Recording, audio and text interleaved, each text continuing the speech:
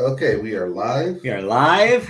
We're going to start in 5. I don't know if I'm going to close the door, but 5. You want to. Someone will close the door for us. 5, 4, 3. Close enough.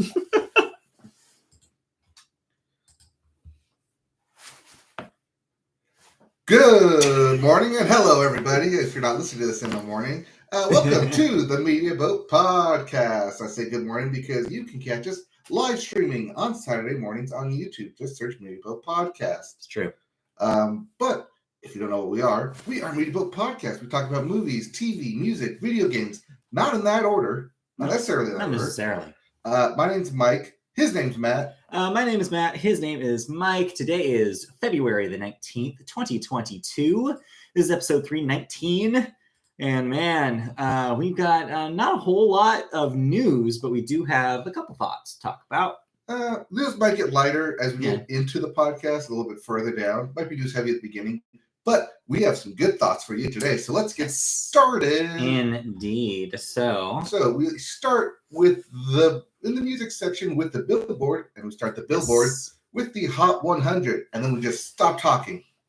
Because number one, we don't talk about Bruno. You made that joke already. You can't just do the same joke over and over again. But that's how it becomes a running joke with it. You have to continuously do it. Otherwise, it's just a one-off. Not in the same place, though. You have to, mix it up. No, it's not a one-off. It's a bit. It's a running gag.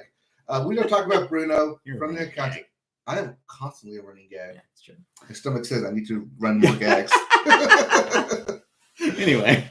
We don't talk about Bruno. Number one. And number two, do we have a problem? Or is it, do we have a problem? Yeah, it depends on what the song is about. Like, if it's like the context, like, yeah, I didn't think of it as the police officer, not runs you over, pulls you over. That's the word, pulls you over. Do you have a problem here? I thought it was, do we have a problem? Like, yeah, I thought it was a relationship thing. Yeah. Well, because Nicki Minaj and Lil Baby. Although I thought we all got off of Lil Baby. I guess Nicki hasn't. But Nicki, yeah, she's had her own issues over the last year. Yes. Anyway. But that does bump Easy on Me by Adele down to number 3. Yeah. Still there at number 4 is Heat Waves by Glass Animals. And rounding out your top 5, staying in the top 5, Stay by The Kid Laroi and Justin Bieber. It will not leave. In fact, it chooses to stay. Speaking of things that choose to stay, when we stop not talking about them, in your Billboard 200, your albums chart, Encanto, the soundtrack, still your number 1 album. It's just, it's solidly number ones for weeks at this point. It's got those good vibes. At number 2, DS Forever by Gunna, coming in at 3. CM10, Free Game by Yo Gotti. Yo Gotti. Then at 4, Dangerous, the double album. Nothing by Morgan Wallen. Nothing can get rid of it. But coming in at number 5, Laurel Hell by Mitski. Yeah, this one was kind of shocking. Apparently, it's actually this last week, it was the best-selling physical album of this top 5. So if it wasn't for streaming numbers, this would be your number 1 record, which is wild to think about. It just so proves that if you put out a lot of physical releases the week that your thing comes out, you have a chance at the top 5. And it just shows that Mitski's star is rising. Whereas she, in interviews, has said she's not sure about this whole music thing and barely even wanted to record this record. The success proves that maybe she's onto something and maybe that she's having a Phoebe Bridgers-esque rise to stardom here. I mean, just this past week, talking with some coworkers about new music, what we've been listening to. Yeah. So I dropped like The Weeknd, Dawn FM, it's been on the top 5. Yeah. So it's new stuff that came out this year. And then I mentioned Mitski. I'm like, oh, what's that? Okay. So because I liked listening to the album, I gave it to someone else. And hopefully this is the thing that gets the snowball rolling. Maybe. Not me telling my coworkers, but people telling other people about Mitski. Yeah, no, it's because you've been trying to talk to Mitski and me for years. I mean, it's good to see. I mean, I've been following her since 2014, I want to say, around then. So yeah, it's good to see her blow up like this. So congratulations. Yeah, congratulations to Mitski. If you didn't like any of those albums, we have new releases. And we start with Love Sucks. Yeah. Not the part. Not by the Yaz or Yaz or no Yaz. Yaz at all. No, or Yaz. No, neither of those four. I guess those are all four different bands. But it's Love Sucks by Admiral Levine. Yes, that Admiral Levine, her big comeback record. The one with Chad Kroeger. Wait, formerly they broke up. Formerly with Chad Kroeger. I think so. Actually, it could be. I don't know. I don't think they broke up. Fact check us, please. I don't think they broke up. Email us at mediaboatpodcast@gmail.com and tell us. Google it for us. We also have All the Truth That I Can Tell by Dashboard Confessional. Yes, that Dashboard Confessional, which I didn't even realize they're still making music. Well, now they are. I guess. Squeeze by Sasami. Yep, I'll be listening to that. Happiness Not Included by Soft Cell. Yes, that Soft Cell. From the 80s. Soft Cell. Yeah, this is a week for fans of bands for the 80s. We'll get to the next one in a second. Yep, we have Everything Was Beautiful by Spiritualized. And rounding out your new releases, The Tipping Point by Tears for Fears. Yes. That Tears for Fears. So a Soft Cell and a Tears for Fears record this week. So your parents are very excited. I knew The Weeknd had pulled with the 80s sound, but damn, this is overdoing it. I mean, I say that. I say that maybe if you're slightly younger than us, or your parents are excited. Yes. Our parents maybe not so much, but we're old. It's okay. Anyway. Well, if our target audience is listening to us, then yes, it is indeed your parents. Your parents. Anyways, yes, that priceless 18 to 24 demographic that we're always chasing, right? Always fleeting. Which we'll get to again in Super Bowl commercials. But we have some music news. You do? Yes. So we really loved the Beatles' Get Back documentary. Yeah, it was a good time. No one else who loved it? Paul McCartney. Hey, yeah. Because he has announced what he is currently calling the Got Back tour, which is a 13-city, 14-gig outing through the U.S. that begins a little more than 2 months from now. Quote, I said at the end of the last tour that I'd see you next time. I said I was going to get back to you. Well, I got back. Not like hip slang words. A lot of people on Twitter were making that joke. That I don't know. Maybe he's going to have Sir Mix-a-Lot open for him. Yeah. So he made this announcement for the first of the 39 dates of his live shows that went out in 2019. The tour will visit a mixture of stadiums and arenas. Among them is a May 13th date at the LA SoFi Stadium. Yeah, SoFi. Yep. Marking a fairly quick comeback to the arena after the arena after he capped his 2019 tour with a triumphant appearance at the other LA crown jewel, Dodger Stadium. Of course, it's not just the Get Back hype that he's riding off of. In the meantime, between this 2019 tour and now, he's put out Paul McCartney 3 and that remix record of Paul McCartney 3. So he has new music to tour on. I would be surprised if he brings out guests for this thing. Wait, you're telling me that if Paul McCartney calls up someone, they'll do it. Turns out they won't come up. I mean, they will. Yeah, they will. Because he has that much sway. Hey, I'm Paul McCartney. Yeah, I'm going to be in this city. I see you're also going to be in the nearby city. Right? Would you like to come over and sing a couple songs with me on stage? So of course, COVID permitting, I hope that these are good, big shows for everybody to celebrate and have also fun scalper permitting that people get the tickets that they want. Yes, that too. These are going to be expensive. Just wait. But yeah, cool news as we see more and more tours happen. Yeah. Note this is a Got Back tour and not another farewell tour like Elton John was doing. No, he's not done. Paul McCartney is not done. He's not hanging out the hat quite yet. I think it's the guitar string. You know what? Whatever he wants to hang up, he's a sir. We should allow him. Yes. He gets to choose. Wait, have I not said Sir Paul McCartney? Yeah, we have not. We have not made that joke. Whoa, I always reference him as Sir Paul McCartney. I missed that. It's too early. Anyways. Anyways. But our second story affects you. more directly. Yes, specifically because I'm going to most likely, both of these concerts. Oh Jesus, really? Yes. That's news. We'll get there. Anyway. We'll get there off podcast, but Doctor may know people. Oh boy.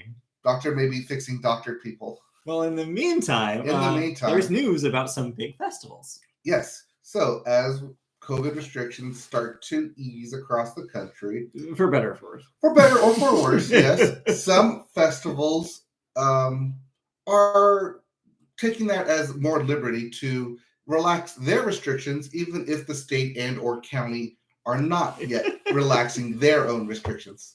Yeah, well, we'll read the story and then we'll get more specific about where the rules are right now. All right, so after revealing last fall that vaccinations would not be required for entry at Coachella and Stagecoach festivals, both of them have further revealed that there will no longer be any COVID-related barriers to entry at all. Not even negative tests. Yeah.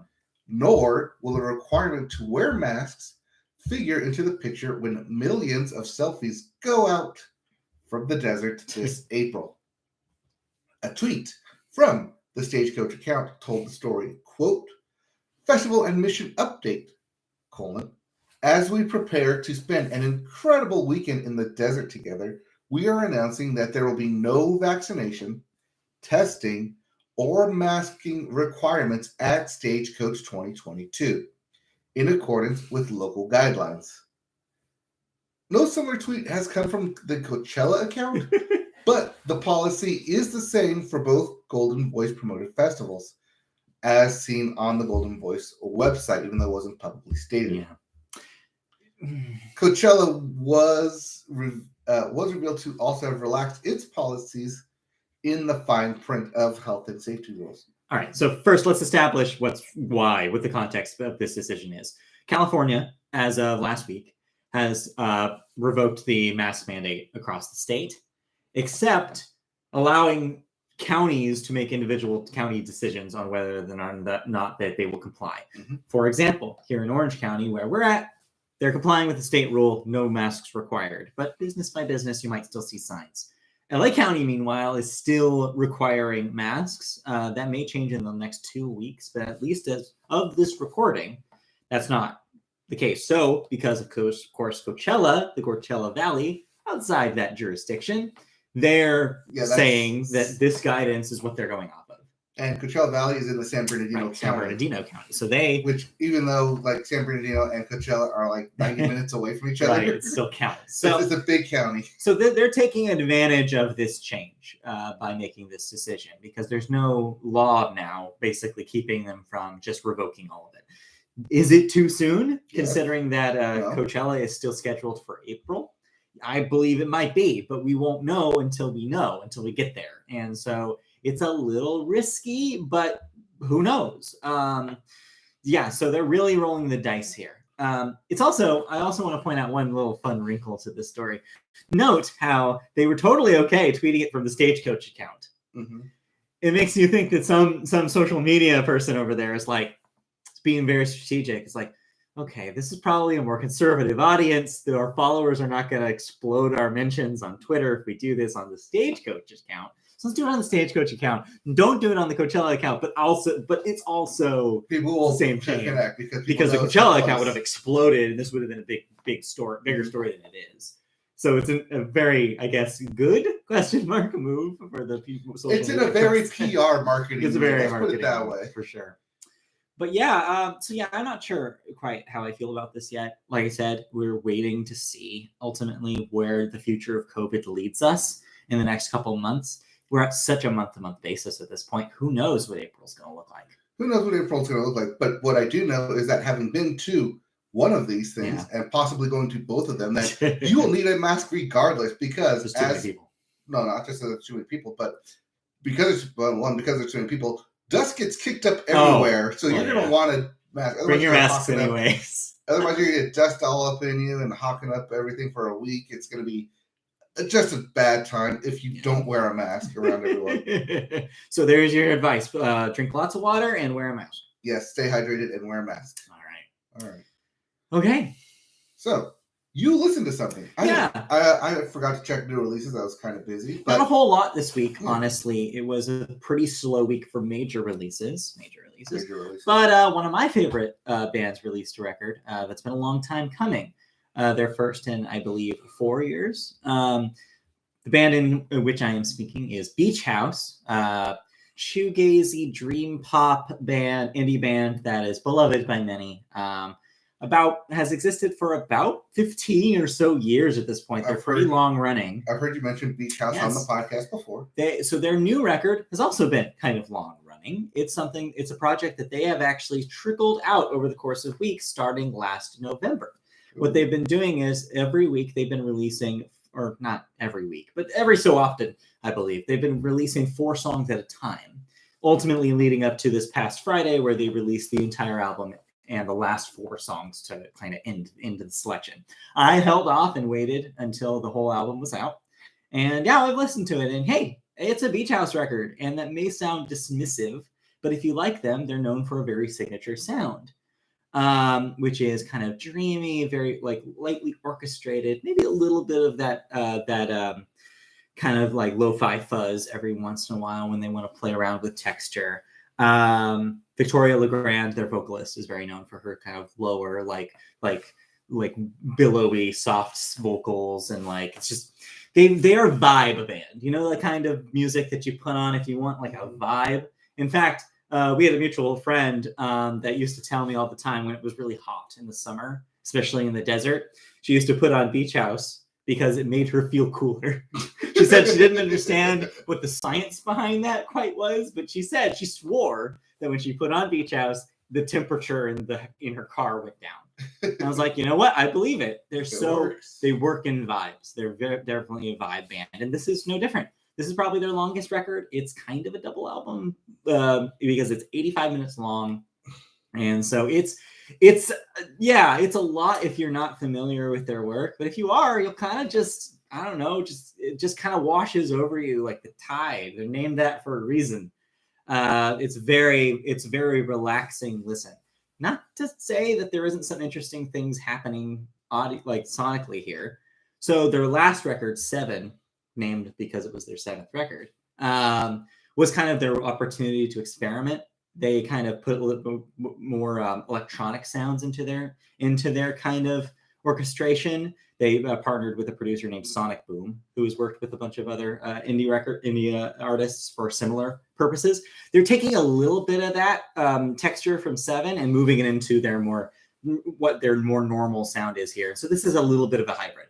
And so they use all 85 of those minutes to really like do all sorts of niches in that sound. So it's like an existing sound that they're playing around with every once in a while. I really had a good time with it. If you like the band, it's more of what you love from them. If you're new to them, this may be overwhelming. And I would recommend starting with my personal favorite of the records from 2012, Bloom, which is their biggest, most widescreen version of their sound. I think they're still their best record, but this is definitely up there, and just proves that few bands like this last this long and are this consistent. So congratulations. It's another good one. Hey, that's good to hear. Yeah. So it's good stuff. It's long though, so just would you recommend people starting with this album, or no? Like I said, I would say go back to maybe 2012's Bloom, which is my favorite, or 2010's Teen Dream, which was their breakthrough. Okay. It was the first one that got the Pitchfork crowd like really interested in them. They really blew up a decade ago. So yeah, goes to show you. But yeah, this is really good if you're a huge fan and you want to hear where they're at right now. Yeah, and that's Once Twice Melody. Once Twice Melody. I didn't say the name of it. Oops. Well, if you say it. Yeah. Oops. Yep. All right. So yeah, that's out now. I haven't listened to anything new. Put on some Hawaii music for some summer vibes. But hey, that's just me and my life. Let's get into. Let's get into what we really want to talk about today. Yes, which is video games. And not just for the stories either. No, we'll get there. Okay, so we start video games with new releases. Yes, including Destiny 2: The Witch Queen. Yes, the newest big expansion for Destiny 2 is out this week. Yes, not to be confused with the Lich King. This is the Witch Queen. Witch Queen, yes. Really quick note about this. In the past, Game Pass subscribers have been able to get Destiny 2 expansions as they've been released. No longer the case for this one. Destiny 2 is not on Game Pass anymore. So just go into this knowing that if you want to play this, you have to buy it. So just a PSA. Yep. I think that's good because it's a PS exclusive now. Well, no, it's not yet. This is on everything. Don't worry about it. If you have Destiny 2 on any platform, you can buy this. We also have Monarch for the PS4, PS5, Switch, and PC. Sol Cresta for the PS4, Switch, and PC. Martha is Dead on everything but the Switch. Someone tell Snoop Dogg. Someone tell Bruce Wayne. Someone tell Clark Kent. There it is. Rule 3. We also have Altair, Sophie 2, The Alchemist of the Mysterious Dream for the PS4, Switch, and PC. Yep, this weekend, weird RPG name. Yep. Grid Legends for the PS4, PS5, Xbox One, Xbox Series X, PC, everything but the Switch. I believe that's the car racing one. But move over everything because there's one game that will rule them all.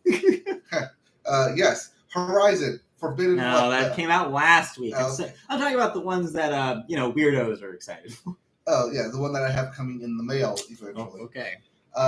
Elden Ring. Yeah, finally. Finally, yes. For the PS4, PS5, Xbox One, and PC. So your one friend that buys 2 video games every year, maybe Madden, Call of Duty, and a Souls game, they're happy because this is their big release. This is that release. If your coworkers are out on Monday, now you know why. Oh wait, Monday's a holiday. Okay, if they're out on Tuesday, now you know. Oh, Monday's a holiday for you? No, not for me, but it's a holiday for a lot of people.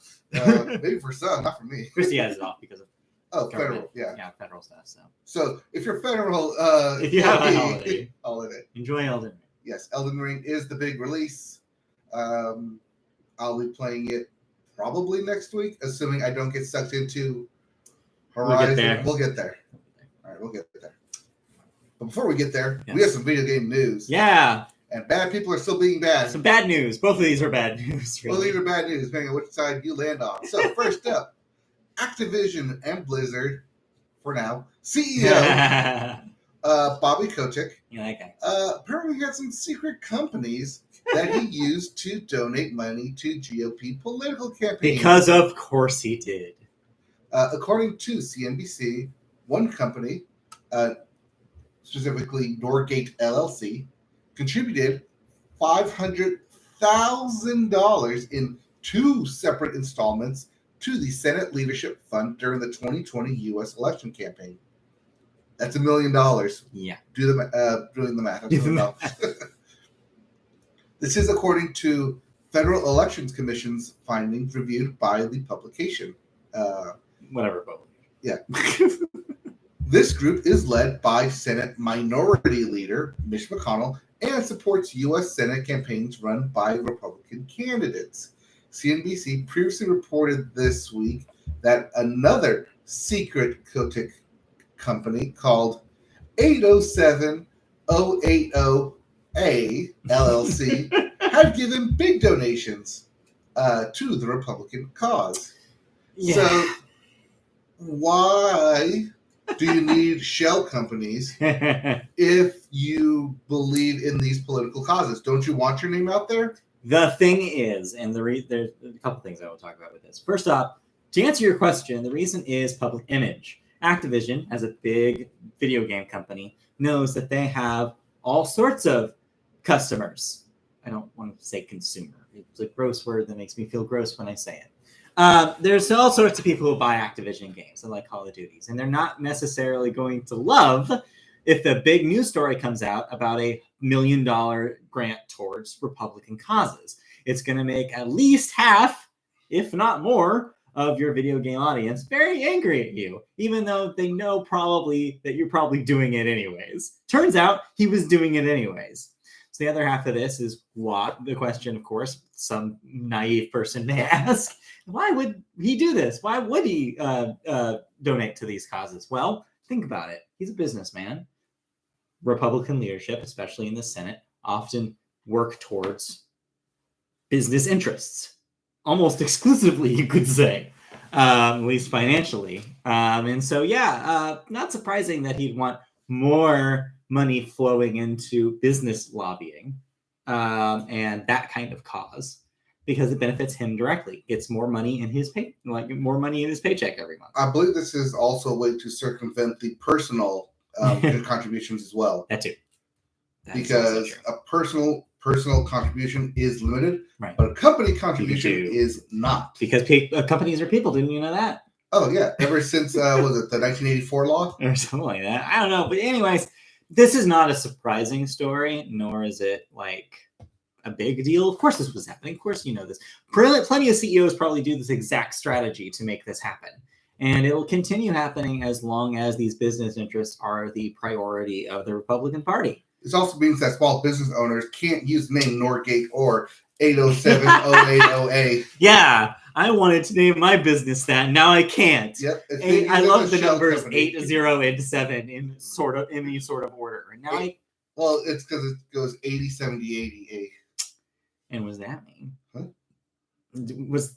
You sounded like you knew what the significance of those numbers that's the age of the three people who actually created the company. So we're counting the days until this guy is out of the company. Hopefully when Microsoft gets a hold of him, they boot his ass, because I'm just tired of stories like this. Not to say that Microsoft probably isn't also donating to Republican campaigns, because they are. Mm-hmm. It's not surprising, considering that they're a huge sponsor of the government's technology efforts, and that goes for whoever is president. So who was president for the previous 4 years before Biden? Of course they were supporting Trump's organization. Of course they were, because you have to when you're a big company like Microsoft. So the end of the story is that we're all screwed. There's constantly going to be money going towards causes that don't support us, the people who play these video games or engage in these media or just live our lives. So this is just another day in America, the story. And we drink to that? I don't know. I mean, hey, this is why I got the blonde espresso in my latte this morning. Because if I'm going to participate in capitalism, it's got to benefit me. Anyway. As you drink your Starbucks cup. Hey, you do what you got to do. Yes. You do what you got to do. In other news, side political news, Trump's in the news again. But we won't talk about that here. That's not our podcast format. No, that's that. We save that for our end of the year wrap up. Stuff we don't talk about here. But anyways, now for another sad story for Nintendo fans. Yes, for Nintendo fans, much in the same way that Sony did and announced last year, Nintendo is following in lockstep by announcing that it will also cease digital game purchases for older consoles, specifically the Wii U and Nintendo 3DS systems, next year in March of 2023. From March of 2023 onwards, it will no longer be possible to make purchases on the Nintendo eShop for either system or download any of the free content, including game demos. According to Nintendo, after that March 2023 date, and for the foreseeable future, it will still be possible to re-download games and DLC, receive software updates, and play online on Wii U and 3DS. Mm-hmm. Wait. Yeah. This is part of the natural lifestyle. Yeah. Will it be possible or will it be impossible? No, it will still be possible. Oh. So what they're saying is if you've already purchased something and maybe deleted it at some point down the line, you can re-download it, which is classically how these things work. Yes. You can still go on an Xbox 360 and re-download the game you bought. It's like that stuff doesn't die because you don't have to spin up an entire server for that. Right. But the store as itself, like an entire thing, is going to shut down. You can't buy it new. You can't buy the transaction portal is not going to exist, for example. But if you already purchased something, you can of course re-download it. They're not taking that away. So here's what I don't know why every company doesn't do this. One, I mean, I'm just spitballing here, but you do this. You have a natural end of life cycle. Mm-hmm. Everything does. Everything's technology. Even like the cup that you're holding has a natural end of life cycle. Eventually, wear and tear, whatever. Yeah. Now, because these things are digital and only exist on servers, why not into the month leading up to it, every game make it $1? That way you can just buy it, and then re-download it. That has happened, but not recently. Yeah. And I wonder if that's mostly because they know the value of the shit and they don't want to sell it for that few, even though they know that they're going to. Yeah, but you're going to get in bulk. But also, the other reason is because they want to encourage people to move to the next platform. This is another move of Nintendo saying, hey, you should just get a Switch, man. Everything's going to be there now. So why are people angry? Because people are angry about this. Because not everyone can afford a Switch. Well, but less so because Switch is now their best-selling console of all time. Yes. But more so because you bought it. No, people are angry because there's going to be stuff that you just can't get after this happens. There were exclusive digital games that were only for 3DS or Wii U. One of our favorite games that we championed here at the podcast years ago, Pocket Card Jockey, will be one of those. It will die with the store, unfortunately. So, PSA, if you have a 3DS, please go right now, and buy Pocket Card Jockey. It's only $5. And it's the best $5 you'll spend all year. Trust me. It was great. It's so good. It's probably one of my favorite games of the last 10 years. And you can only get on 3DS or Wii U. And so, there's games that are only available there. Also, people are noting that the Game Boy and Game Boy Color games that were exclusively available through the Virtual Console on 3DS, right now, there's no other way to play them.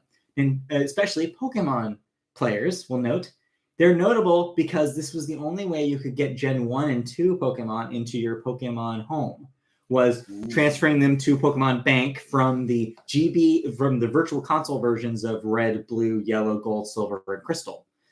You could move them to home or to Bank, and you could move from Bank to home. So Pokemon Bank will end after this because that was an exclusive 3DS product.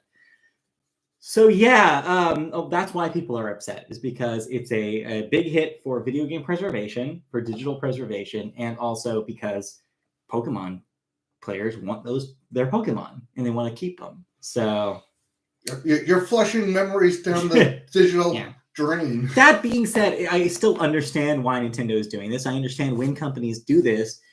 It's not just because they want to move people over to a new console, but it's probably also partially because they want to use those servers for something else. They want to spin them up for modern purposes. It's what Sony and Microsoft have said about when they shut down online services for their previous console. That's always the reason they give, is because they can give more server space more server power to their current online platform and make it better. You can only leave so many legacy things going until you finally have to realize we need to focus on the thing where the people are. Well, they got a year to do it. So just let this be a PSA for you. Go on 3DS and Wii U if you own them. See what's left on the store that you think you'd want now, so that you can have them forever. Or get a Switch. Or just hope that Nintendo introduces a Game Boy and Game Boy Color games to the Switch. That's what they're doing. It's the emulator coming next year. We solved it. We'll see.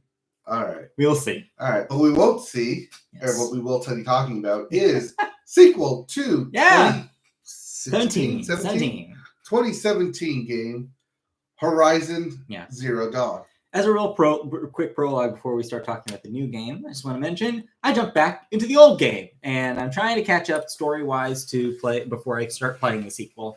It's really got me this time. I bounced off of it last time, maybe because of just where I was at the time, just where my life was. Now I'm like, I have time for this, and I can really get into it. So I've been playing it every day this week. It's been a lot of fun, and I'm reminded now, this is really a good game. I think the difference between why I jumped out of Pokemon and why I'm getting more into this, I just don't like the moment to moment of catching and battling in Pokemon. I love the moment to moment of shooting arrows at robots. It's just fun. It's just a fun action to do, and I don't mind doing it over and over again. Also, the other additional pro tip that I would give anybody who bounced off of it and wants to try it again, this or the sequel, who wants to jump into it, the thing that is saving my ass is I'm playing it on the easiest possible. Oh, yeah. I'm playing on story because, honestly, you feel like a total badass. Because even the biggest, you could face the biggest boss monster and think, oh shit, that thing is going to kill me. You can kill it in like 5 hits. Yeah, it feels so good. And it's removed all of the stress out of it. And so I'm just having pure fun from it. Of course, you Elden Ring pre-order people are probably yelling at the podcast or the screen right now and being like, what are you talking about? It's not fun if you don't have a challenge. Hey, sometimes you don't want a challenge. I'll be playing Elden Ring on story mode. Yeah, I don't want to like blow the bubble here. But there are people out there who play video games for other reasons than to have to wrestle against it. And listeners to the show will know one of the reasons why I loved Metroid Dread last year and why it was my favorite game was because of the challenge. So it's not that I don't like challenge in video games. I like a balanced challenge just fine. But it depends on the game. I mean, you also don't want more of a challenge because you're not getting the Metroid Dread DLC. No, God, no. It was hard enough as it was, but it was fun because it was hard. But that's a kind of game that I want to be difficult. An open world game where I'm going to spend a lot of time in it and I want to see where the story goes. I don't want it to be super hard because that keeps me, that cordons off part of what, so much of what I want to see, what I care about. It's the reason why I bounced off of Assassin's Creed Odyssey at some point, was because it got to the point where it was too damn hard. And I was adequately leveled. It wasn't that I wasn't playing the game like it wanted me to. I got to a point where the leveling just matched me the whole time, where I could never be over leveled for anything. And it really turned me off that game. This game, not the case. You can absolutely be over leveled for encounters. Yep. Story mode leans into that. And yeah, I'm having a blast with it. And so I'm absolutely primed and hyped for my copy of Forbidden West to come in. You've been playing it. Yes. Real quick, if you're a member of PlayStation Plus, yes, you can play Horizon Zero Dawn as part of the PlayStation Collections. Yes, so absolutely. And I think that comes with the DLC, right? Yes, and it comes with your PS5 purchase as well. So if you have a PS5, go and download it. Play this if you're interested at all, because it's free. Why not? Yeah. But yes, you've been playing Forbidden West, the sequel. You loved the first game. I didn't expect to love the first game. But you really did. Because watching all those trailers and everyone's hyping and saying this is the game of the future, I'm like, I don't get it. No, thank you. And then I played it, and I was like, okay, yeah, you guys may be onto something here. And yes, I did platinum it. Yes. And then I bought the DLC and I platinumed that too, because that's just who I am. So you're going into this as a Horizon Pro. Yes. So I played Horizon. I replayed it again last year, once they gave an actual date for the release. So because it gave me a reason to jump back in and remember the controllers. So I'm gonna get this right off the bat. It's a beautiful, gorgeous looking game. No question about it. Guerrilla Games, top of their game here. Oh yeah. I've seen screenshots of trailers. Oh my god, it looks amazing. That was not any of my concerns going into this game. Absolutely. It's going to be beautiful. Voice acting is going to be everywhere. It's going to be gorgeous. There is one bit of thing though that is kind of bugging me though. In the animation, and that is Aloy's hair. It's just constantly flopping everywhere. It does that in the other game. The first game too. I've noticed that sometimes in cutscenes they'll just randomly happen. Yes, like she'll just readjust. She'll move just a little bit and it'll go. Yeah, I thought they'd fix it, but no. That issue's still there. Tress effects, they're hard. Yeah. Turns out.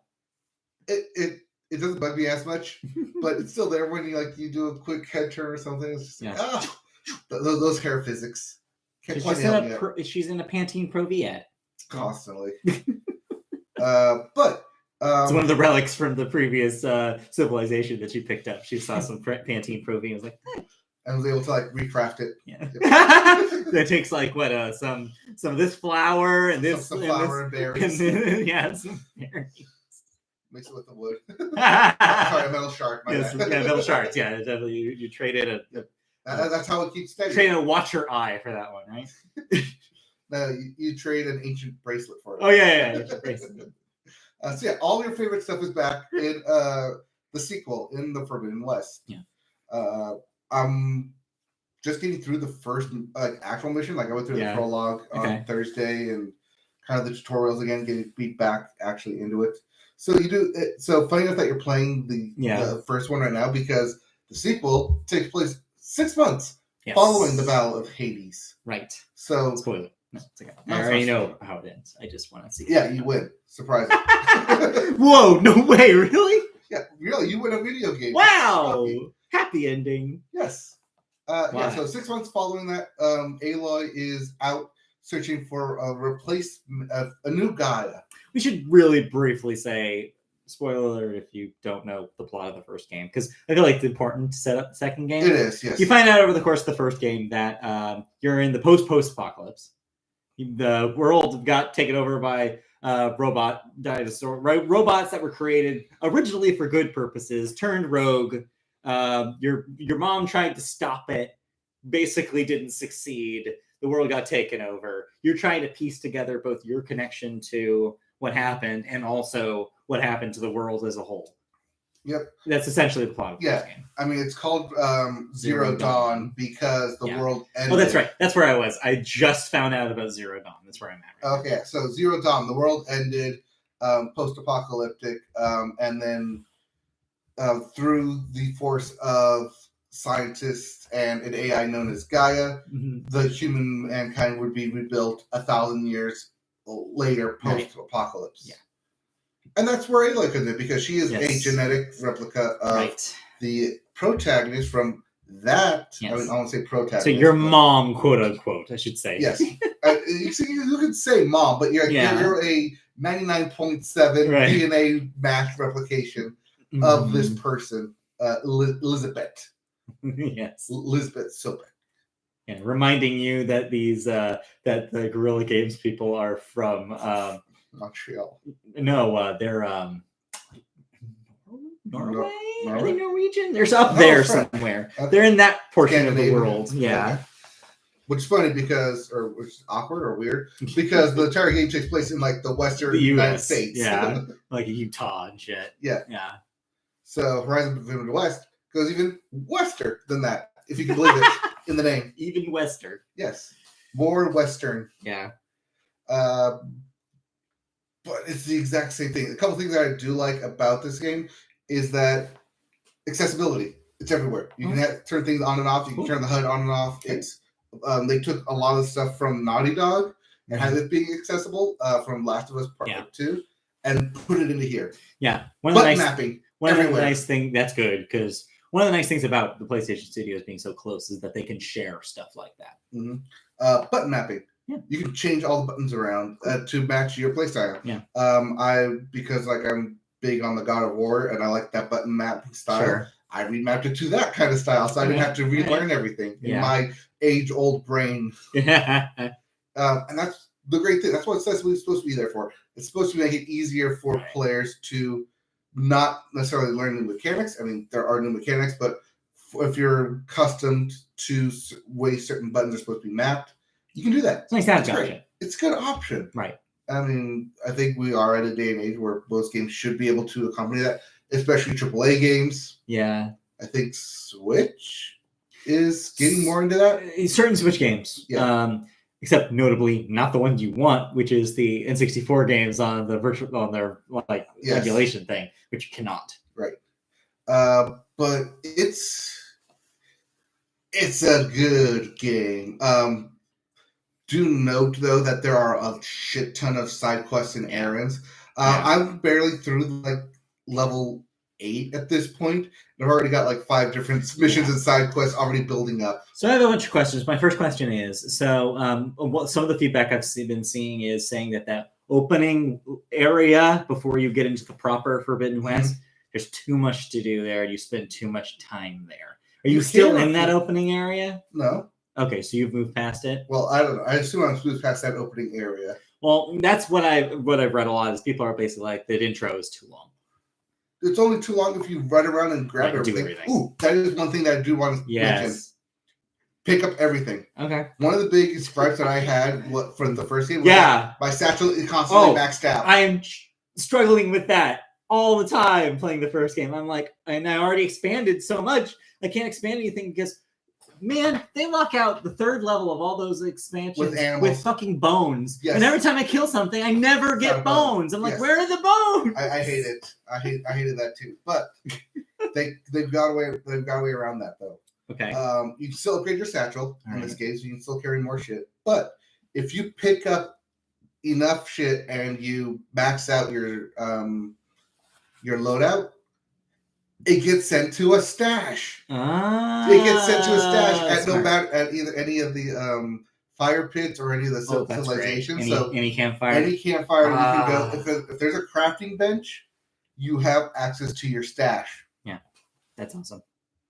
I always have access to my stash. Yes, it is a great way because that's one thing I constantly ran into is I have all the stuff. I'm hoarding everything because I may use it later, but at the same time, I need to either use it or dump it because I ran out of room or I gotta go somewhere and sell some stuff. I was trying to think in my head, it's like, what other game has done that recently? I was like, oh yeah, Animal Crossing.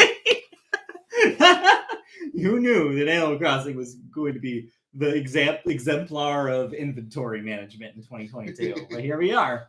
Yep. No, that's good news because I would die for that right now in Zero Dawn. Yeah, that was one of my biggest complaints from the first one, was that you maxed me out. I leveled it all the way up, but I couldn't. Too much shit. Also, in Horizon Zero Dawn, class skill trees. We had them in the first one, but here there's 6 different skill trees that you can level up. Damn. As well as earn valor. Part of like battling and like not taking hits, you gain valor, and then you can do special stuff with it. Cool. Like extra hit strikes, extra healing, depending on how you want to customize it. You only have so many certain abilities, you have them all, but it does allow for a customized playthrough of do I want more healing in this section? Do I want more stealth? Do I want more hit strikes? Whatever, what have you, hunting. Cool. Machine learning. It's great. Machine learning. No, it's called machines and stuff. Yeah.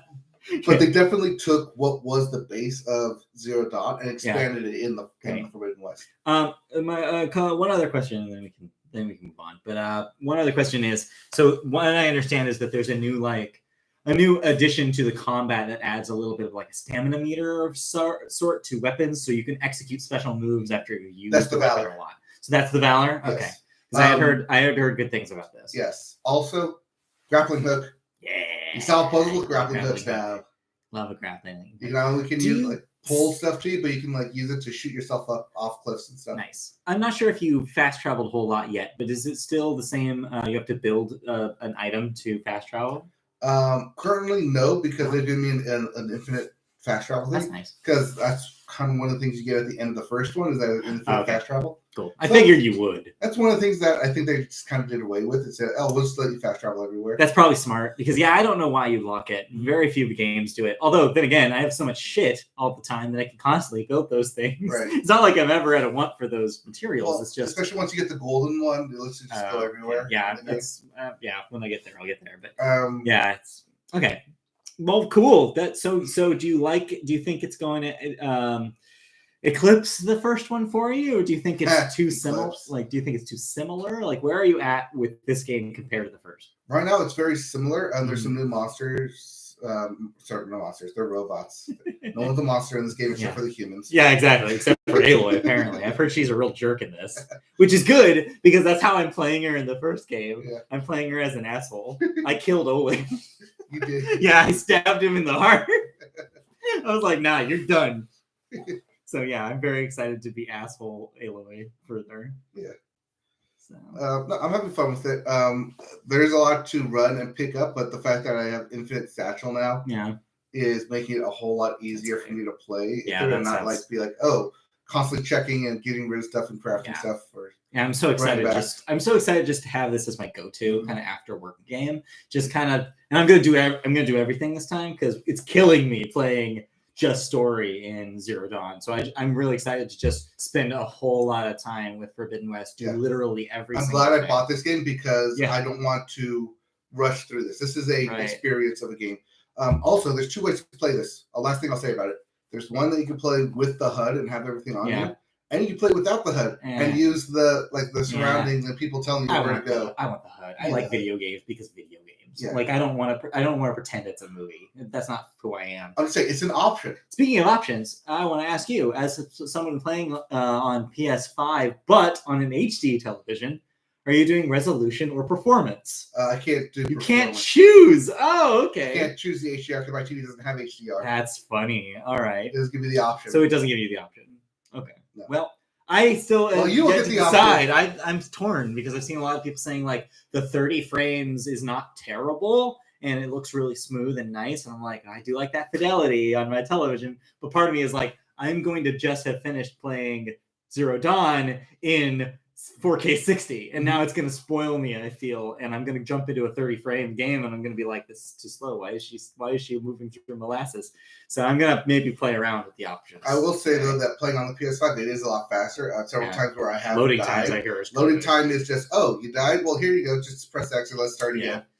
I've heard there's even an option in the menu to linger more on those screens because they were concerned that you can't read the tips. Yeah, because how fast the thing is. So, but it's also on, we should say it's also on PS4, though, for those of you who do not have a PlayStation 5. Don't worry, you don't miss out. And if you want to be one of those people, I mean, I did for some games, you can buy the PS4 disc and just play it on the PS5. In fact, that's recommended because if you buy the PS5 version straight up, it is a $70 game. $10 more. If you buy the PS4 version and do the free upgrade, you save $10. So PSA, if you're going to buy this game, buy it on PS4 and upgrade if you have PS5. Let that be your clue. Yep. All right, cool. Well, that's the only video game I think we have to talk about. Okay. I may get to Elden Ring next week. If not, I'll get to the week after and have more concrete thoughts on it. Yeah. Because my time for the foreseeable future will be taken up in the Forbidden West. Oh, yeah.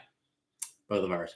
All right. Because I'm waiting to get the glider. Right. And I've seen everywhere. So can't wait. As soon as that happens, then like open world, everything, and just start running.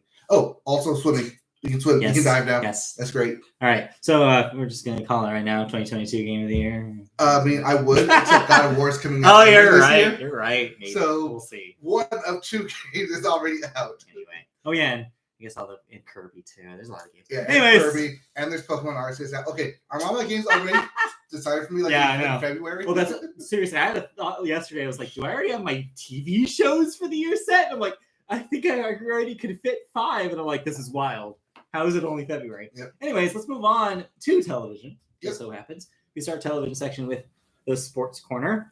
And what a week in sports. First off, though. Yeah, speaking of the favorite thing I saw on TV all year. Your hat speaks volumes because, hey, welcome to Super Bowl country because we have the Lombardi Trophy here in Los Angeles. Yes, but not for the Chargers. Long last. No, of course not for the Chargers. No! The Los Angeles Rams won the Super Bowl on Sunday. Yeah, they actually grabbed that. Can you grab the thing back there? Yeah, what thing? Right there. That, by the board. By the board? Yeah. So, because I was very superstitious over the course of the playoffs, there are 3 things that happened. 1, there was a sock outside that I dropped that I couldn't pick up. 2, there was a Rams Stadium gingerbread house that I could not throw away until the Rams lost. And 3, pull it closer.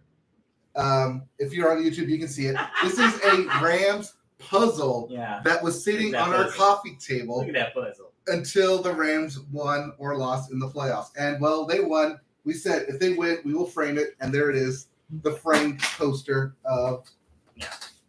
Anyway. Framed football poster. So, yes, congratulations to Los Angeles. They beat the Cincinnati Bengals by not a whole lot of points. It was actually the under. The over-under was 4.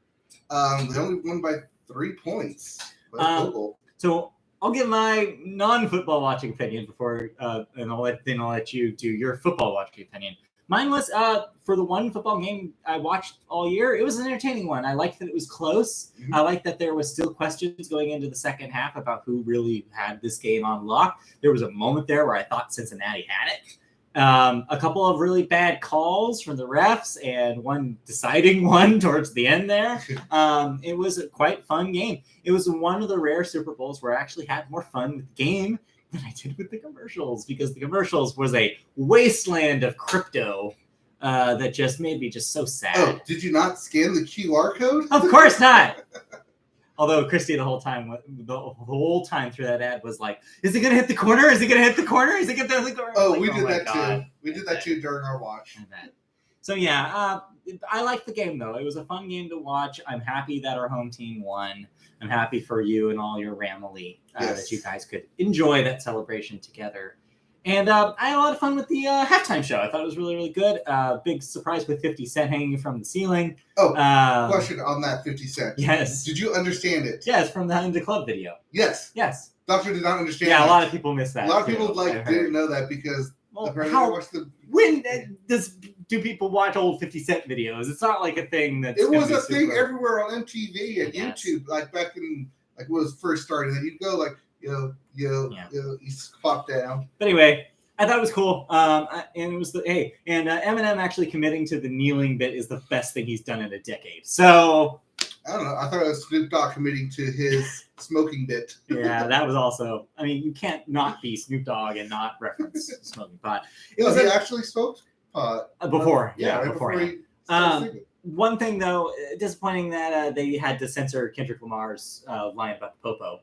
Yes. But they didn't censor Dr. Dre saying he still doesn't like police. So there's that. Yes. So I don't know. It was a fun. So my review is good game. Cool halftime show, lousy commercials. All right, now you paid attention all season. How did you feel about this game? Oh, it was such relief. Yeah. Wide receiver again.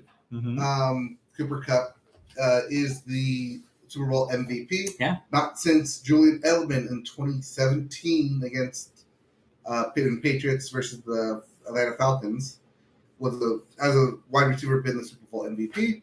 Congratulations to him. Aaron Donald finally got his Super Bowl ring. Yeah. The last thing missing from his trophy case, Matt Stafford. We can say definitively that it was Detroit all along. As the first year he leaves Detroit, he wins. Yeah. Not only wins 4 playoff games, turns out, but wins the Super Bowl. Yeah, good for him. Sean McVay finally got that monkey off his back. There was some hype about him.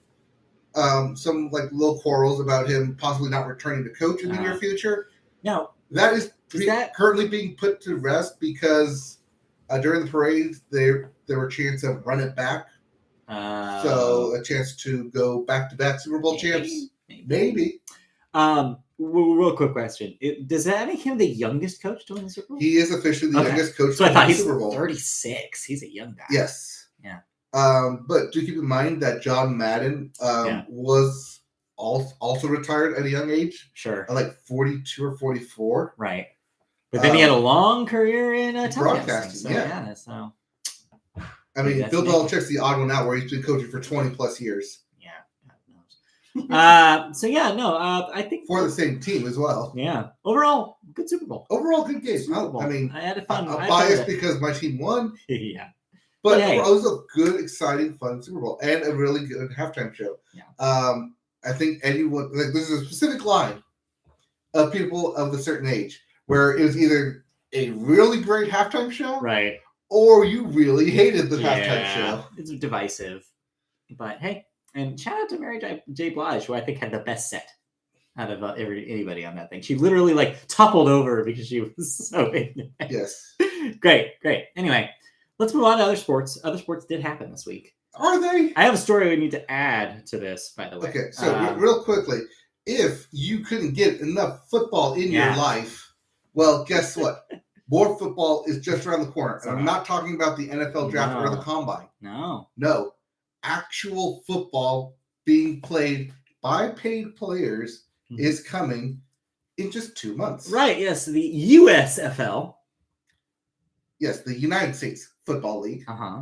Their draft is on Tuesday. Their training camp opens on March 21st, and their first game is already in April on the 16th. So, yeah. So what? Yeah, their draft is happening on Tuesday, Tuesday. Then once that draft is over, their training camp will be opening on March 21st. Okay. So for 1 month of training before their first game. Do we have a USFL team local to us? No. They're all in the south of the U.S. Oh, wow. But there is football. But we did talk about it. I do have the teams right here. Yeah. So we have the New Jersey Generals, the Michigan Panthers, not to be confused with the Carolina Panthers. Yeah. Also, New Jersey Generals, not to be confused with the Washington Generals. Yeah. Philadelphia Stars, not to be confused with the Dallas Stars. The Pittsburgh Maulers. Oh, no. That's M-A-U-L, not M-A-L-L. Right. Birmingham Stallions, the Houston Gamblers, New Orleans Breakers, and Tampa Bay Bandits. Weird. Okay, well, that exists. Yeah. So cool. So we talked about this last year when it was first announced. All games will be played this first inaugural year in one stadium, but the following year, should there be a following year, parentheses, will be played at specific hometowns, and they'll be able to travel. Okay. Well, there you go. Something for the football fans who thought it was over. Yep. This is supposed to be better than the Canadian League. We'll see. But I doubt that. So, yeah. All right. Moving on into the world of baseball, your weekly baseball lockout update is that there is no update because they still have yet to reach a collective bargaining agreement. According to an email received yesterday, the union has basically came back with their deal, and the league is now back to the league to decide whether or not they take it. Chances are they will not. That means that no matter what happens, spring training will not happen any earlier than at least March 5th, at least as of this date. That is subject to change. We will see. Honestly, at this point, we're going to be lucky if we even see any spring training. That's how I feel. Because this is going to keep pushing back week after week if there's nothing decided. But fingers crossed that maybe the league will accept what the unions come to the table with. So, funny enough, March 5th was the date we were supposed to go to spring training. Yes, ironically enough. Still not going to happen. Nope, but we had to cancel those plans because MLB just happens to be big pains in our asses right now. Yeah. All the pittas. Speaking of pains in the asses, real quick, I'll try to do the most brief version of this story, but you don't have it. It's very important that we talk about it. The current Olympic story. Oh, the Russian skater? We have to talk about it. Do we have to? We have to talk about it. Sports news. But she's 15. Yeah, I know. That's part of the story. Real brief. If you've been paying any attention to the Olympics at all, one of the Russian figure skating competitors, age 15, as you mentioned, was revealed to have tested positive for a performance-enhancing drug back in December prior to the Olympics beginning. This was retroactively found out.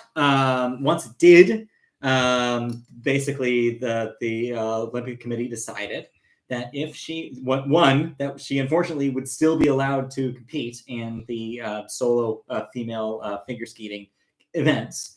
And then also on top of that, the one slap on the wrist that they gave, the one concession they gave was, but if she medals, we won't have a medal ceremony. Which is unfortunate for the other two people who wouldn't have medaled. So, flash forward to 2 nights ago, where there was finally the final, essentially, of the women's figure skating. The second half of what's 2 parts. First is the short program, and then free skate. Free skate ended in a surprising upset as the aforementioned athlete, who was the favorite for the gold medal going into the competition, ended up having an extremely sloppy performance and ended up in 4th. 2 of her fellow athletes from the Russian Olympic Committee ended up being in the 1st and 2nd spots, respectively, getting their gold and silver medals, and a surprise win for bronze for the Japanese competitor. It was a controversial moment because a lot of people were kind of having a conversation about, did she throw it? Was she told to throw it? I don't think so, because immediately after she gets off the ice, she is berated by the Russian coaches. All of this was shown on the primetime stuff on NBC. It was amazing how long they lingered on this. They wanted to show a lot of footage. It was just drama, just this explosion of drama, because you had the Russian coaches angry at this poor 15-year-old who just tried to do her best. You had the Russian gold medalist kind of like, hey, I just won gold. Why are my coaches not here to congratulate me? And she just looked lost. She just looked like another super young kid, just completely like, what am I supposed to do? You had the silver medalist angry, not only because of how they treated the 4th place competitor, but also because she really wanted gold, and she's the only one apparently of her Russian competitors who has not gotten some sort of championship, some sort of 1st place medal. So she was angry. And then you had tears of joy for the 3rd place Japanese competitor because she couldn't believe that she actually medaled, because she was basically going into this thinking that even if she did, there wouldn't be a ceremony. Mm-hmm. All of this, and turns out that they didn't even get their medals yet, because now they're still waiting on a decision as of this morning of whether or not they will actually get physical medals for this. Wait, why would they get the actual physical medal though? I don't know, but I think it was just a total mess. It's the Russians keep stepping into this time after time, Olympics after Olympics. I don't understand what they need to do. I think it's called Ukraine after Ukraine. Yeah.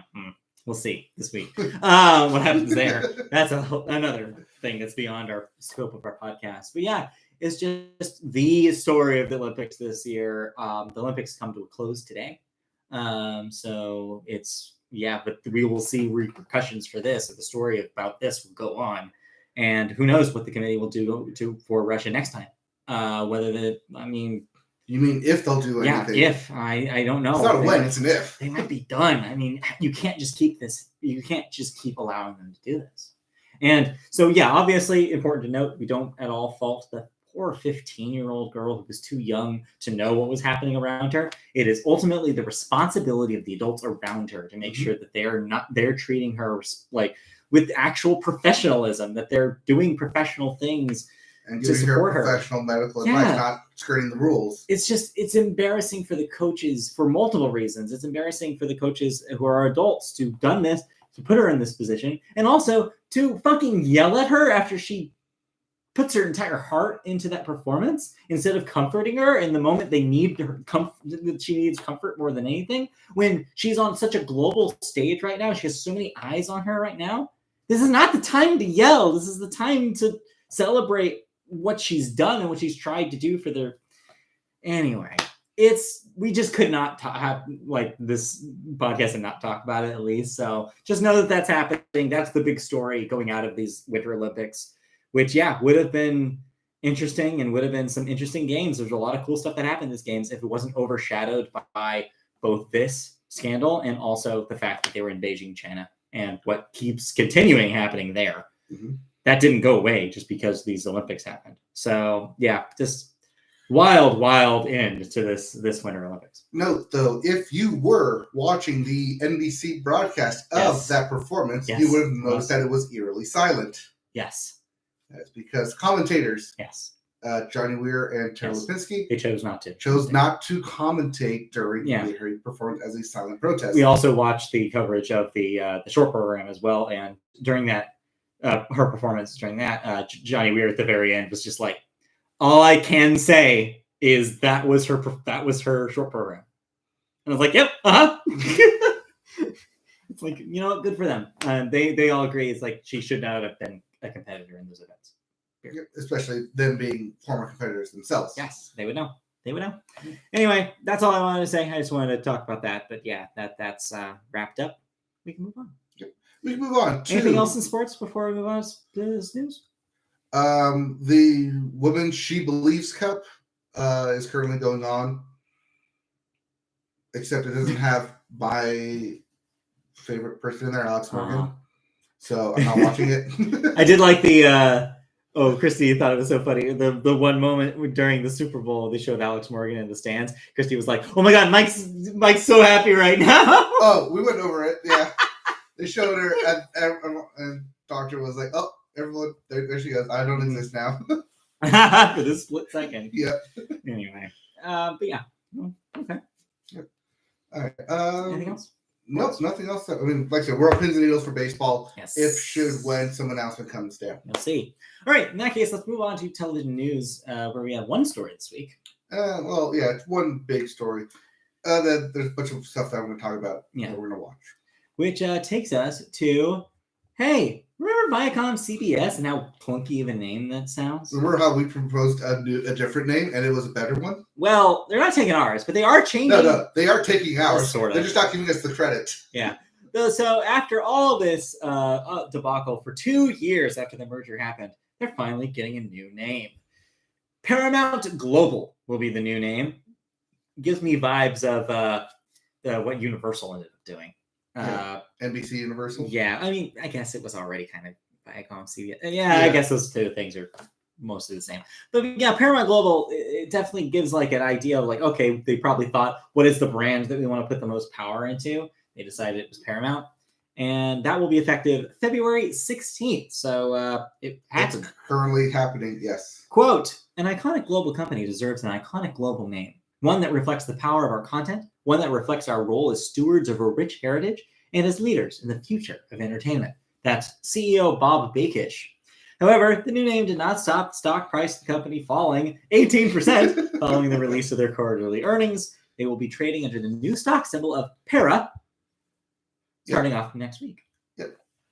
As the new company, Paramount Global, which we didn't say specifically Paramount Global. We said they should just drop it to Paramount because that was the name that they are both going to be known by. Yeah. And then they changed the CBS Plus or whatever it was. Yeah. All Access. CBS All Access was always a bad name. And they just changed it to Paramount Plus, which was a much more simpler, cleaner name, which we said they should do. This makes sense. Not saying that they're paying us to do this, but hello. This makes sense, especially globally, where CBS is not as recognized of a brand overseas. This makes 100% sense. It's what they should have done in the first place. I'm not surprised. Yeah. All right, let's move on. So I don't have a second news story here. Right. Because I have a bunch of stuff on my to-watch list that we need to talk about. Yes. Because I'm not talking, because it's too much that I want to watch, but I feel like we should at least mention that this is stuff that is kind of currently in the cultural zeitgeist of stuff people are watching. Right. Including the new Shonda Land production on Netflix called Inventing Anna. Right. Based off the New York Times story about a celebrity-ish socialite who may or may not be a celebrity socialite, like rich heiress as she claims to be. Right. It's by Shonda Land. It's the thing that's put out right before Bridgerton comes back in March. But it's interesting. I'm hooked by the teaser trailer by it. All right. I don't know. If you like the Shonda Land stuff, you're gonna like this stuff. It's out on Netflix. Trying to get to it. Maybe. I don't know. We'll see. I have too much to watch. We'll see. Also on my too much to watch list, also on Netflix, The Cuphead Show. That's actually out now. We can actually go out and watch it. It's there. Based off the video game. Based off that animation of the video game. That video game. And the first part of a 3-part documentary series, Genius. Right, yes, the Kanye West thing. I started this. You started I did not finish the first part, but I started it. Okay. So we will talk about at least part 1 next week. Part 1 is out. It's going to be on a weekly episode for weekly basis for 3 weeks. Yeah. It's a 3-part documentary. I think we just talk about it at the end.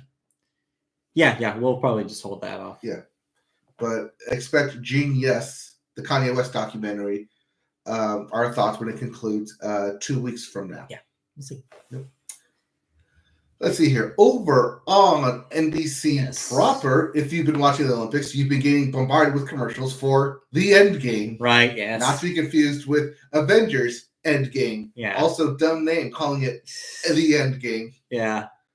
Especially when all like the trailers seem to focus on so much that character. They keep referring to her as the queen or something like that. It's like, what is this called? The queen? And then it shows the Endgame. Like, why do that? It's really confusing. Also, to have something be called The Endgame Season 5, right. Clearly you don't know when to end the game. True. But that's assuming it's going to get to 5 seasons. Yeah. But, Then real quick, before you give your thoughts. There's 2 other. There's 2 other things. Sorry. Yeah, there's a couple other stuff. Over on Peacock, Bel-Air, currently airing right now, weekly episodes. Yes. The drama reboot of The Fresh Prince of Bel-Air. Peacock exclusive. Right. For now. Yeah. Also on Peacock, one of my favorite shows from last year, Resident Alien Season 2, right. airing on there. I think it's also on Sci-Fi on a weekly basis. But if you want to watch all episodes as they come out, over on Peacock. Okay. Eventually, I'll get back to watching that as soon as stuff kind of starts dying down in my life and I can get back to regular TV. Yeah. Speaking of regular TV, Hulu. Yes. The new series, Pam and Tommy, about Pamela Anderson and Tommy Lee and leaked sex tape, is available on Hulu to watch, starring not Evangeline Lilly, the other Lily. Yeah, I don't remember. And Sebastian Stan Smith, something. The Winter Soldier guy. Yeah, that guy. Yeah, Sebastian Stan, I think. That sounds right. Yeah, that sounds right. Yeah, that's currently on Hulu.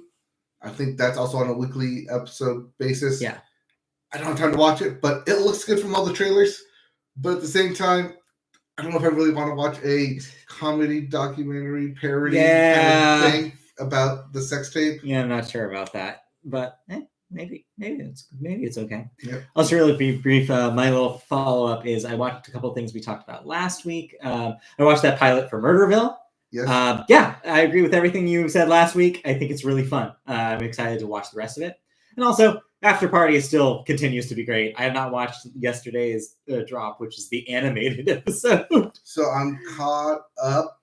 Yeah. No, so I'm last week. I'm at the high school. Oh, did you watch the high school one yet? No. Oh, okay.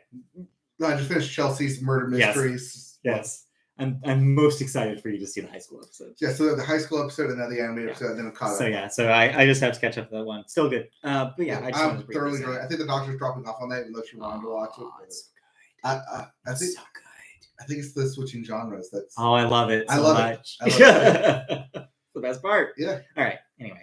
And speaking of Apple TV Plus, and that the new show starring Adam Scott is on there called Severance. Yes. About the experimental kind of work thing. The Ben Stiller joint? Yeah. Yeah, he's creative on this. So, yeah, I don't know. Kind of high concept. Trailers for this, and I'm still a little like, what is this? Yeah. Eventually, I'll watch that. Probably same thing where I'll just binge once it's complete. But yeah, there's a lot of good stuff on TV. Too much television. Too much television right now, especially when a big open world video game came out and is begging to dominate our time. And especially when the Olympics are out and kind of... Well, now that you don't have to worry about that. I mean, now I have my Sundays free because football's over. Right. Hey! Your Sundays back. There you go. Sundays are her video games now. But until anyways, fantasy football comes back. But you did manage to watch a couple of shows. Yes. On HBO Max. That's too many things. Shit. Too many services. Sorry, speaking of HBO Max, Euphoria and Succession also out there. Yeah. Continuing if you want to continue watching those. Same with The Righteous Gemstones. I'm a couple episodes behind on that, but hopefully I'll be able to catch up for the season finale. And then lastly, John Oliver is coming back, I think, in 2 weeks. Got it. For John Oliver. Last week tonight. All right.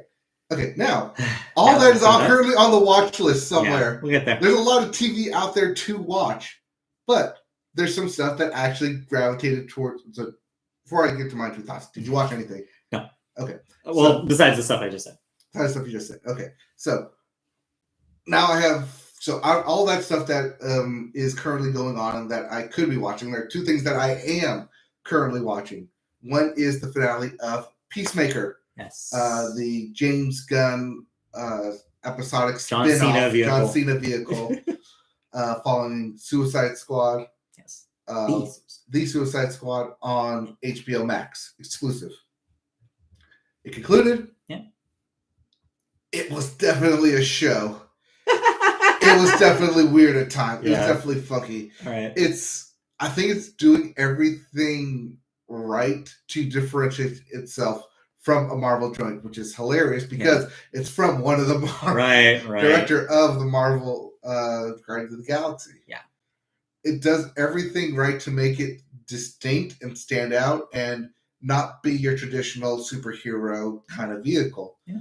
It takes all these kind of weirdos and high sci-fi concept and mashes them together in a rather kind of perfectly kind of dysfunctional family, yet you want to see them bicker and fight kind of way. Yeah. It's weird. It's hilarious.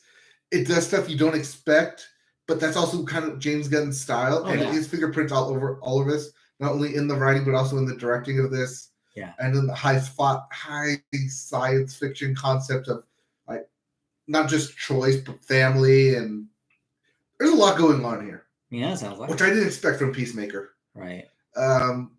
But yeah, John Cena's surprise of this thing definitely acts his ass off, and definitely noticeable because he is the core of this show. If he doesn't work as not just a believable character, as a superhero, but as someone you can emotionally tie to, then the whole show falls apart. And he does a good job of that. Cool. He makes you want to root for him. He makes you want to make him choose the best, even though he might not be the best superhero. Yeah. It's cool. It's creative. I think there's going to be a season 2. Actually, we'll get to that in a bit here. But it's definitely one of the ones that I'm surprised that I stuck with. Yeah. I wanted to see what happens. But at the same time, I don't know how much I actually want to see continue. It's like a good one-off. Right. I don't know how good you can continue that. And it's only so relevant it's going to be when you get further and further from the movie. Yes. Unless they make another one of those. They might. They might. They did okay. Yeah, they did okay. But yeah, if you're into more of that gore, dark humor kind of, and not just more of an anti-superhero kind of mesh, right? A la The Boys. If you're waiting for The Boys to come back. Also, The Boys coming back later this year. This kind of fits that mold, but not in a I'm going to be so dark I'm evil kind of way, but in a I don't necessarily know what's going on, but I'm doing my best kind of way. And it's okay. It's fun. I had fun watching it. I think that's the best thing you can do from something like this. Yeah. Now, second thing I watched. Yes. Is a return of a show I talked about last year. Immediately following Love Island. Wait, no, not Love Island. Sexless Island. Too hot to handle. Yes, Too Hot to Handle. Following Too Hot to Handle is Love is Blind, which I talked about last year. Yes, well, same thing happened. Too Hot to Handle, and now Love is Blind Season 2 is out. Oh my God, these people are even more insufferable than before. I hope none of them get married, and yet at the same time, I'm loving all the juicy drama that comes out from all of this. Sure. Same concept as before. 15 men and 15 women talk in pods against a wall where there's someone on the other side, but they can't see them. The point is to have a connection without seeing the person and get married within a month, 28 days, and put to a normal schedule.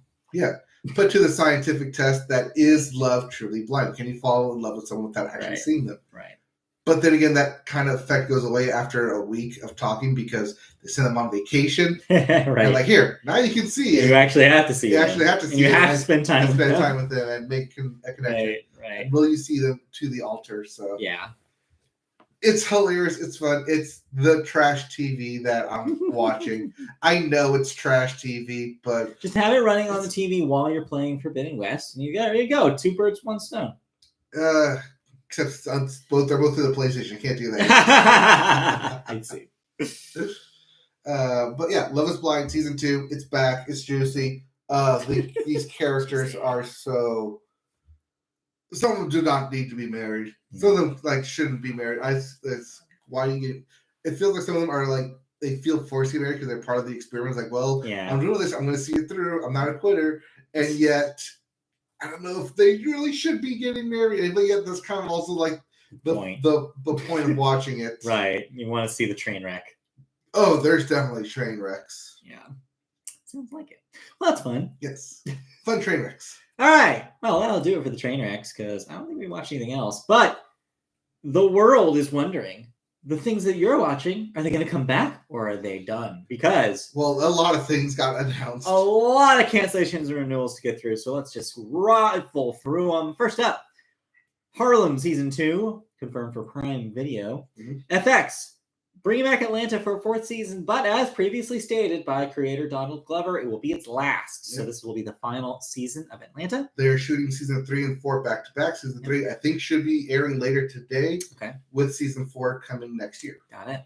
FXX is bringing back Dave for a 3rd season. Mm-hmm. Netflix has confirmed that the 5th season upcoming for Stranger Things will be its last. Yep. So another one down. Its upcoming 4th season will be split into 2 different volumes. Right. That's how they're doing it. It's really stretching it out. Yep. Meanwhile, Prime Video has said their Emmy-winning series, The Marvelous Mrs. Maisel, its 5th season will also be its last. which means the Emmy competition opens wide up after that. Fargo on FX will be renewed for a 5th season. Mm-hmm. Meanwhile, NBC and the Canadian television networks shared show Transplant will get a 3rd season. Yes, specifically for the Canadian. No word yet if that's going to be brought over to the US. I would assume.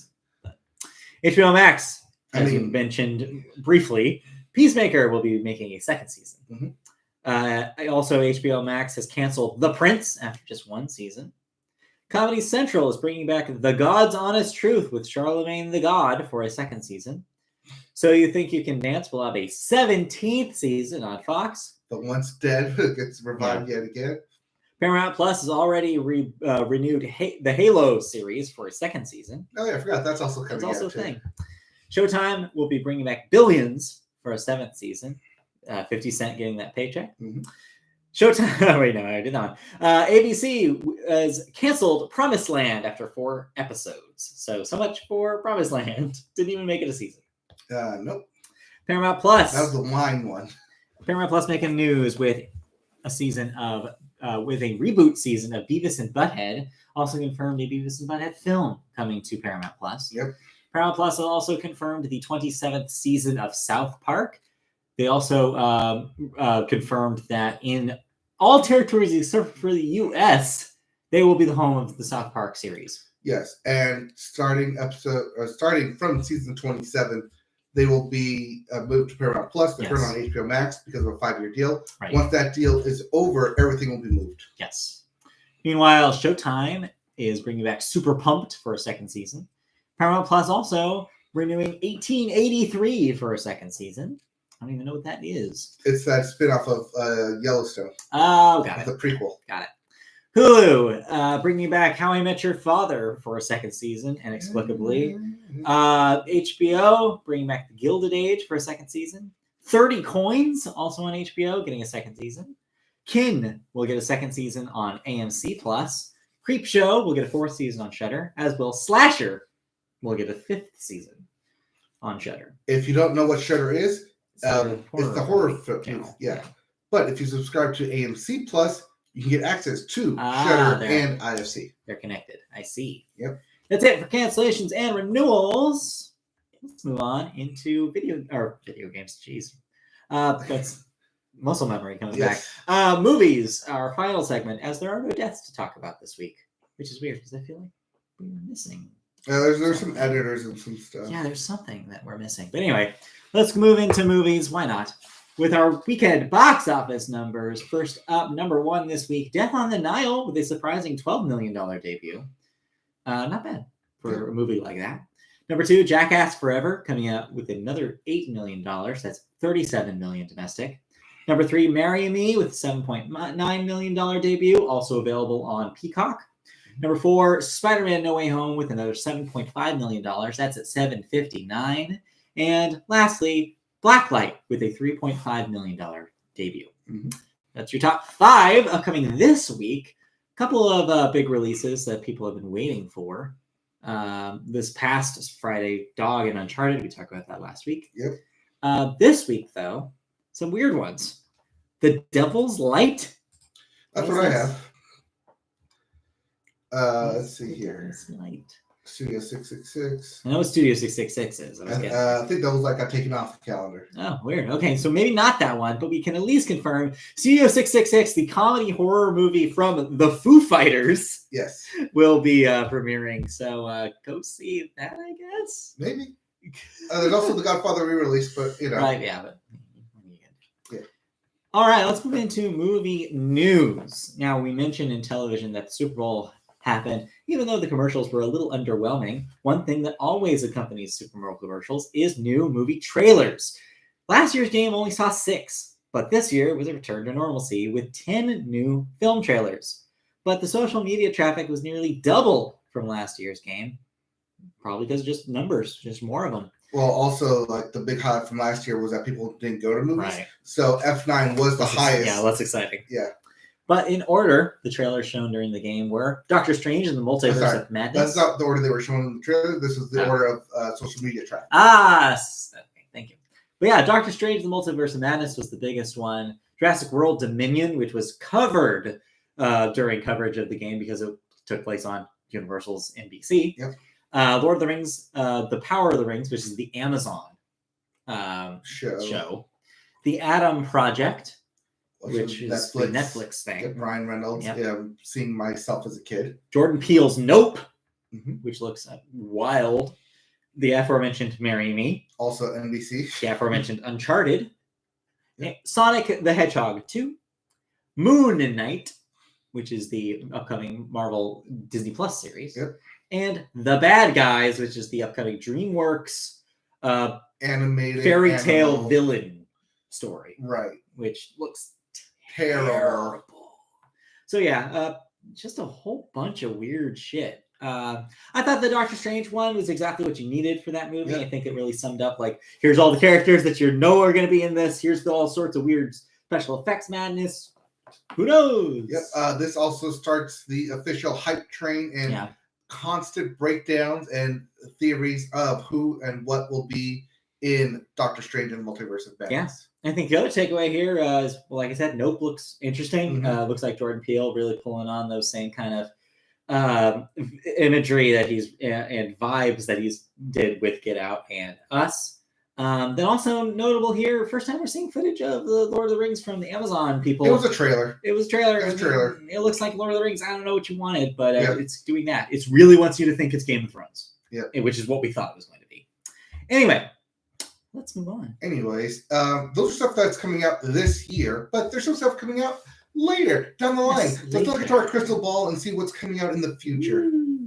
First up, it has been confirmed there will be another Looney Tunes film following the success of Space Jam 2. Success. I mean, yeah, for them. Yeah. Coyote versus Acme, and it will star John Cena. Speaking of John Cena. We also have spin-offs for Sonic the Hedgehog, well, a spin-off and a sequel coming. A Knuckles film with Idris Elba's version of the character. Not sure if that's a film or a series to Paramount Plus. Okay, well, we'll see. And a third, of course, Sonic 3 in the works. Dune 2, the sequel to last year's Dune, will be shooting this summer. So expect that in the following year, probably in 2024. Netflix announced a Bioshock film based on the video game. Also, they announced some casting. I don't remember who the dude was, but some people were excited. M. Night Shyamalan's next movie, Knock at the Cabin, will star Dave Bautista, Nikki Amuka Bird, and Rupert Grint. Yes, that Rupert Grint. Good to see him. Next up, A Quiet Place Part 3 will be set for 2025. That is due to scheduling conflicts from its main cast. And last but not least, Brad Bird will be directing an original animated film again called Ray Gun, and will be with Skydance Animation. I feel like this is something that was announced and then shelved and then it's back again. Yeah, it's been a little bit because I do vaguely remember talking about Brad Bird doing another film. So yeah, it's excited to see the guy responsible for the Mission Impossible series, Mission Impossible, and of course the Iron Giant. His last time he was ahead of something this original and big. Yep. So cool. Good to see. I think that's it we have for everything here. I think so. That'll do it for movies. No movie thoughts. No. Last night we watched 2007's Best Picture nominee, Atonement. Like on purpose? Yeah. Christy wanted me to see it, so we watched that last night. I did not care for it. But yeah, that's no new That's movies. why I was a nominee and not a winner. No new movies, though. But yeah, we'll see. I may, during Valentine's Day, I was trying to get my doctor to watch Marry Me because of the money thing. But no, we decided to watch Tom Brady instead. Yeah, different kind of love. Yeah, different kind of love. Well, that'll do it for movies. And that means that'll do it for the Media Boat podcast. Thank you for joining us this week. If you want to see more of us, and who wouldn't, you can see us live on YouTube on Saturday mornings, typically. We go live in the morning, so go check out Media Boat Podcast on YouTube. Just search that, and you'll find our page. Like, subscribe, comment, whatever you want to do. You can also listen to the audio version of our podcast at any podcatcher of your choice. iHeartRadio, Spotify, anything from Amazon to Google Play. Any of those services, you can find us there. You can also find us on social media platforms such as Twitter. We're at MediaBoatCast. Facebook, search MediaBoat Podcast. And if you have any questions, comments, anything you want to say to us, you'll have your questions read on the air, too. If you do so, send it to mediaboatpodcast@gmail.com. In the meantime, we will be back next week to talk more about Horizon, more about more television catch-up that we're doing, more about movies, maybe, all sorts of things. All that fun stuff and more coming next week. All right. Stay tuned. So stay tuned. Bye. Bye. Yeah, work stuff. Yeah, work stuff. Bye, stream. Bye, stream. I gotta hit the restroom.